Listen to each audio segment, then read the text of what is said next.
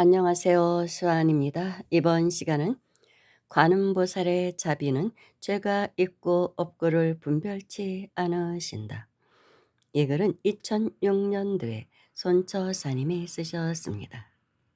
관세음보살님의 원력을 생각하면 넓은 바다를 이야기하지만 어찌 바다에 비할 수 있으며 수미산이 높다 하지만 어찌 수미산에 비할 수 있으랴.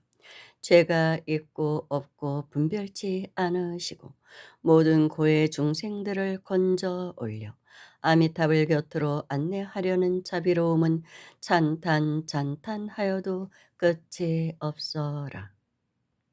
관세음보살님의 영험에 대한 일들을 글로 남겨달라는 분들이 많지만 행여나 기복신앙에 빠질까 염려되어 자주 올리지 못하는 아쉬움도 있기도 하다. 또 어떤 분들은 우연의 일치라며 관세음보살님의 원력을 의심하기도 하지만 난 이런 분들에게 알뜰히 구찬 설명을 늘어놓지 않는다. 이런 분들도 머지않은 시간 속에 우연을 강조한 때문일까? 우연히도 그들은 그 업보로 고통받는 깊은 바다 속에 허우적될 일이 일어난다는 것을 알기 때문이다. 오래전 모 지방에서 있었던 일이었다. 신문방송에서 떠들썩하기도 하고 급기야 정부에서 폭력과의 전쟁을 선포하여 조폭들을 잡아 가둘 때의 일이다. 그 지방에서 일어난 황당한 사건은 깍두기 머리 아저씨들이 검사를 폭행한 사건이었다. 이 사건의 발끈한 검찰이 대대적인 조폭들의 단속에 나섰고 50여 명의 깍두기 머리 아저씨들이 체포되기도 하였다. 어느 날 할머니 한 분과 젊은 세대 같아 보이는 분이 찾아왔다. 사연인즉 할머니의 하나밖에 없는 아들이 폭력과의 전쟁에 휘말려 잡혀갔단다. 유치장의 면회를 시도해 보았지만 너무나 엄청난 사건이라 일선 지방 경찰들은 얼씬도 못하게 하니 면회조차 허락되지 않는단다. 우리 아들이 어깨 친구들과 어울려 까불락거리며 지내는 것은 알았지만 그것이 그리 큰 죄인 줄 모르겠다며 울먹인다. 할머니의 눈물에 아기를 아는 새댁도 울먹이며 한 번만 딱 한 번만이라도 부처님께서 우리 애기 아빠 돌보아만 주신다면 다시는 그런 어설픈 친구들과 어울리지 않게 하겠다며 좋은 기도법을 알려달란다. 이분들에게 관세음보살의 원력을 이야기하며 가까운 절에 가서 7일간 관음보살님께 공양물을 올리고 간절히 참여하는 마음으로 소원을 구하라고 일렀다.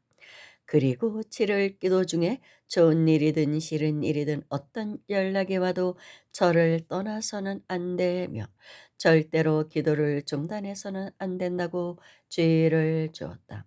또한 아기 아빠 풀려난다면 아기 아빠가 기도를 해야 할 게 있으니 즉시 이곳에 데려와야만 한다고 주의사항을 일러주었다. 다음 날 이분들은 공약물을 준비하여 모 사찰을 향했다.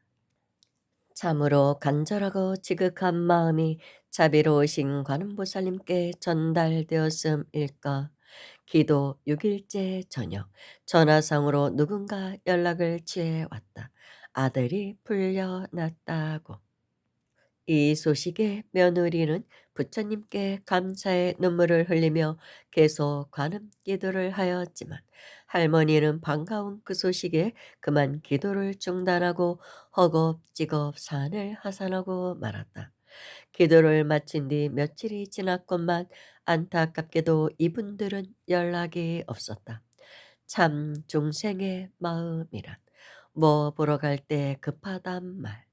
애기 아빠가 풀려난 지도 몇 달이 지났건만 아무 소식이 없어 그냥 잘 지내거니 했다.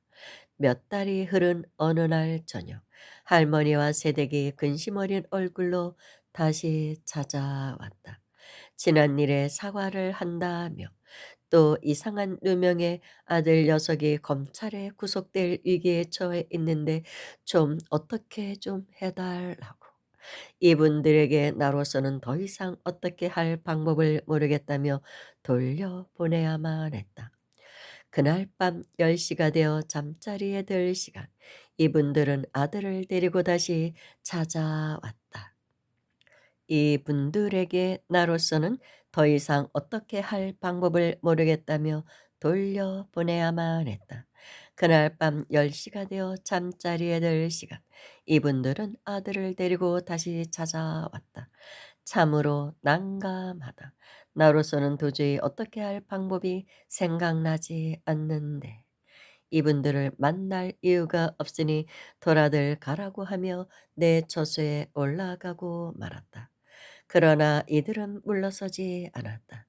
꼭 한 번만이라도 아들을 만나게만 하여 달라고, 아들의 억울한 이야기를 들어만 달라고 말이다. 내 마음은 돌아앉고 만 것일까?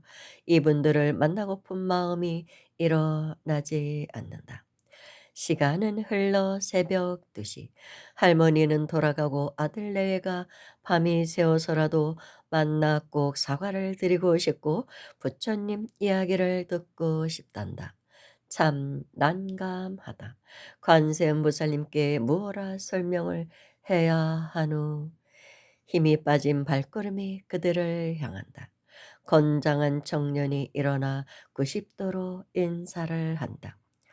어쩌노, 무슨 말을 어떻게 해야 할까? 일단 자리에 앉아 이야기를 들어본다. 깍두기 머리 아저씨가 진심으로 사과를 하며 저번에 사건이 일어났을 때 체포되어 풀려나기 과정을 이야기한다. 너무나 엄청난 사건이라 어느 누구 빽도 통하지 않는 일이었는데 어느 날 검사가 부르더란다. 인적 사항을 보며 앞으로는 잘못된 길을 가지 말라는 충고와 함께 불구속. 유치장에서 풀려나오면서 자기는 이렇게 생각했단다. 역시 우리 마누라의 로비는 끝내준다고 말이다. 이곳저곳 돈을 찔러 주었겠지. 돈이라면 안 통하는 데가 없거든. 50여 명이 전원 구속되는 큰 사건이었는데 하고 말이다. 이 사람만 풀려났다는 것이죠. 본인은 이렇게만 알고 있었단다. 그런데 오늘 저녁 애기 엄마로부터 자초지종을 이야기 들어보니 너무나 놀랍고 죄스러운 마음에 꼭 뵙고자 했단다. 절에를 다닌 적은 없지만 교도소를 들락날락거리며 교도소에 있을 때는 그래도 목탁 소리가 마음의 위안이 되기도 하였단다. 이분에게 부처님의 말씀들을 전하며 관음보살은 판검사의 마음에도 그리고 그대의 마음에도 높은 산에도 깊은 계곡에 흘러내리는 물에도 활활 타는 불 속에도 어느 곳 머물지 않는 곳 없으며 간절히 참회하는 마음으로 관음보살을 염하면 그 몸을 놔두신다는 설명들을 했다. 그리고 관음보살님은 중생의 어리석은 눈을 뜨게 하여 안락국 아미타의 세계로 안내한다는 등등의 말들을 전한다. 깍두기 머리 아저씨 머리를 조아리며 어리석은 사람을 이해하라며 기도를 하고 싶은데 어느 절에 가서 무슨 기도를 하면 좋으냐고 한다. 이분에게 진정으로 참회를 하느냐고 물어봤다. 진정으로 참회를 한다고 한다.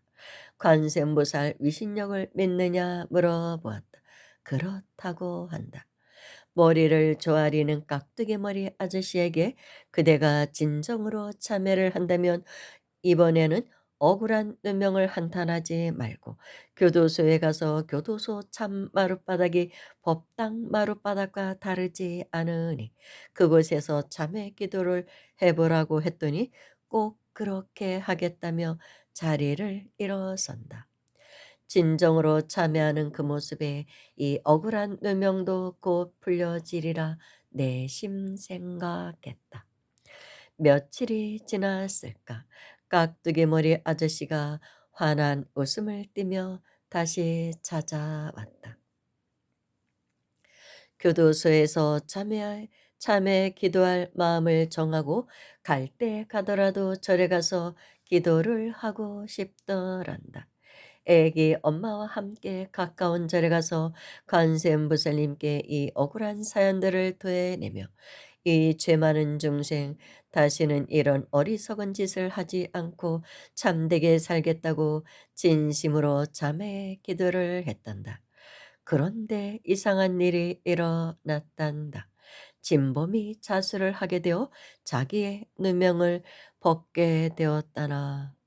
진범의 마음에도 관세음보살님이 계시니 환한 웃음을 띄우는 이분께 동물의 세계를 이야기해 본다.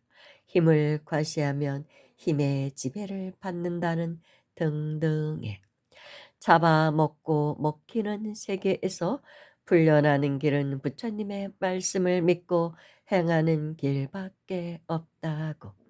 이분은 조폭의 무리에서 벗어나고자 아주 먼 곳으로 이사를 하고 관세음보살의 가피를 입어 부처님의 제자가 되었다. 비록 조폭이지만 이분도 전생에 선근이 있었던 것 같습니다. 부처님과 맺어놓은 인연이 있는 것이죠. 오가다가 예, 법당에 들려 지나가는 길에 법당에 들려 삼배라도 한 그런 인연이 있다고 볼 수 있습니다. 그렇기 때문에 손처사님을 만났고 또 관세음보살을 알게 되고 만나고 기도를 해서 가피를 입었다고 볼 수 있습니다. 다 선근의 인연이라고 볼 수 있습니다. 감사합니다.